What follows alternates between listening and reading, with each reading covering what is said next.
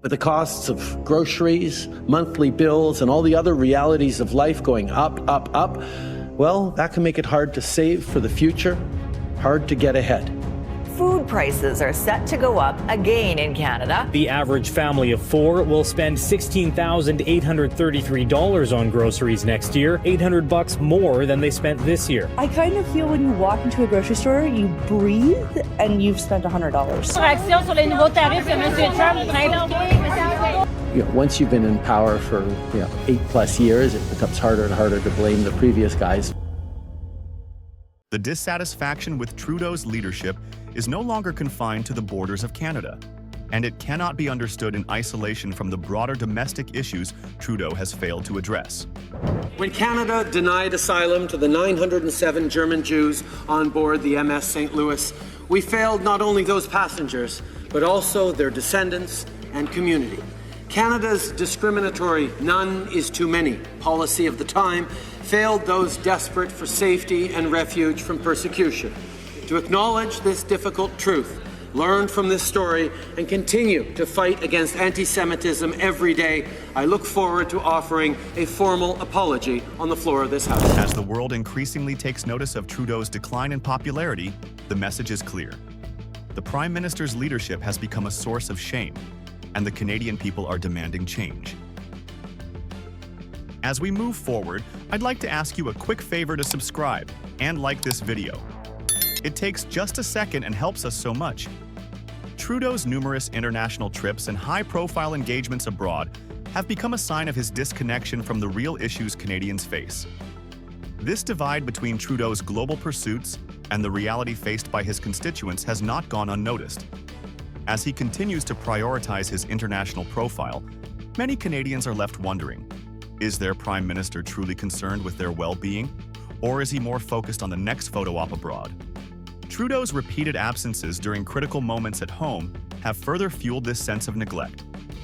Whether it's during economic crises, trade disputes, or internal political challenges, the Prime Minister has often been missing in action when Canadians needed him most. For example, during key moments like the trade dispute with the US or the challenges posed by rising inflation, Trudeau has failed to step up in a way that reassures Canadians. Instead of presenting a clear strategy or taking decisive action, he has often been absent, leaving the country to wrestle with its problems without the leadership needed to navigate them.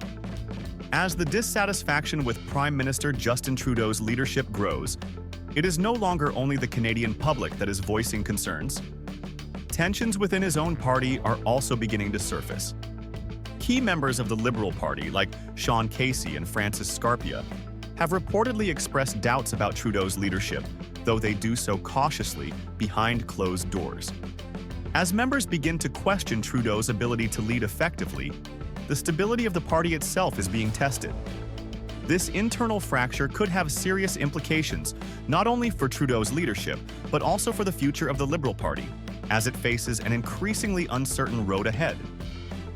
Rather than confronting the criticism head-on, he tends to downplay concerns, deflect blame, and avoid taking responsibility. During his visit to Paris for a summit, Justin Trudeau was met with a wave of public frustration as demonstrators gathered outside his hotel. Bonjour, M. Trudeau. Avez-vous une réaction sur les nouveaux tarifs que M. Trump a impliqués? Is Canada a viable country?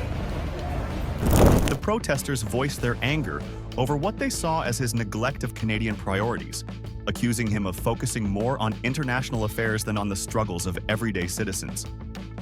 Chants condemning his leadership grew louder as he stepped out of his vehicle, prompting his security team to act swiftly, ushering him inside before the situation could escalate further. A similar reception awaited Trudeau in Brussels, where he had traveled for high-level discussions with European Union officials on trade and economic partnerships. As he walked through the city streets, a chorus of criticism followed him. Protesters made accusations of corruption and mismanagement, with their frustrations amplified by a man with a megaphone who labeled him a globalist puppet, a term increasingly used by those who argue that Trudeau is more invested in appeasing international elites than serving the interests of Canadians. Despite his attempts to maintain a composed demeanor, offering waves and polite smiles, the hostility from the crowd made it clear that his presence was unwelcome. From the perspective of the Conservative opposition, Trudeau's leadership has been nothing short of a series of policy failures that have placed a heavy burden on Canadian citizens. Under the leadership of Pierre Poilievre, the Conservatives have sharply criticized Trudeau's handling of key economic issues, particularly his approach to taxation, environmental policies, and the ongoing cost of living crisis.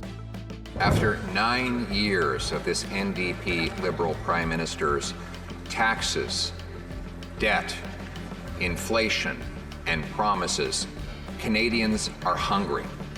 Literally, according to the Food Banks Canada report, 50% of Canadians say they're worse off than a year ago. 25% are in food insecurity, and a quarter of young adults went to a food bank in 3 months alone this year. Why is it that Canadians who can't feed themselves have to keep feeding his morbidly obese government? To a portion of the Canadian public, this refusal to step aside at a time of crisis seems like a denial of reality. Rather than acknowledging the growing discontent and paving the way for new leadership, Trudeau appears committed to maintaining his grasp on power. As Trudeau's grip on power becomes more contentious, the window of opportunity for change is rapidly approaching. With an election on the horizon, many Canadians are beginning to see this as their chance to shift the direction of the country. The Conservative Party's focus on reducing excessive taxation, curbing the carbon tax, and addressing the economic struggles faced by everyday Canadians appeals to many voters who feel that Trudeau's global priorities have left them behind. In contrast to Trudeau's emphasis on international appearances, the Conservatives are advocating for a leadership that puts Canadian well-being first, prioritizing economic stability and the needs of citizens over political theater. The question now remains, will Canadians make their voices heard at the ballot box? The upcoming election offers a moment of reckoning for the Trudeau government, a chance for voters to decide if they want to continue down the path of dissatisfaction and frustration or take a step in a new direction. The impact of the protests, coupled with rising public discontent, sets the stage for a political shift. For many, this will be more than just a choice between political parties. It will be a referendum on Trudeau's leadership and the future of Canada's direction.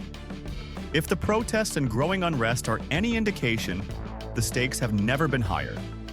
Canadians are ready for change, and whether that change comes through the ballot box remains to be seen.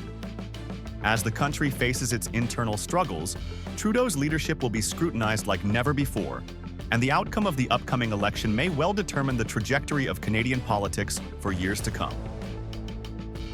Whether this new chapter will be written under the banner of the Conservative Party or another force remains to be seen, but what is clear is that the future of Canadian politics is at a crossroads, and Trudeau's legacy may be just the beginning of a larger story still unfolding.